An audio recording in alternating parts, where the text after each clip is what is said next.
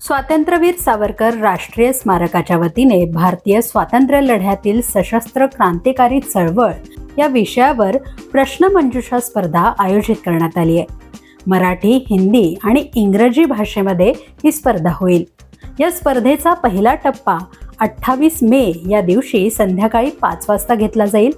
पहिल्या फेरीतून निवडलेल्यांची 7 जूनला ऑनलाईन प्रश्नमंजुषा होईल. तिसरा टप्पा 17 जूनला स्वातंत्र्यवीर सावरकर राष्ट्रीय स्मारकात घेतला जाईल.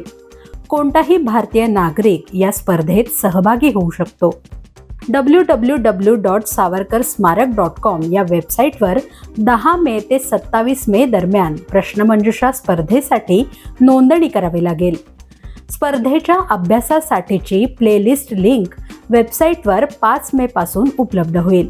स्पर्धेच्या नियमावलीचा व्हिडिओ सावरकर स्मारक यूट्यूब चॅनेलवर पाहता येईल.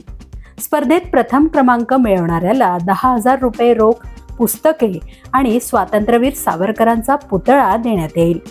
दुसऱ्या क्रमांकासाठी 5,000 रुपये, पुस्तके आणि स्वातंत्र्यवीर सावरकर यांचा पुतळा देण्यात येईल.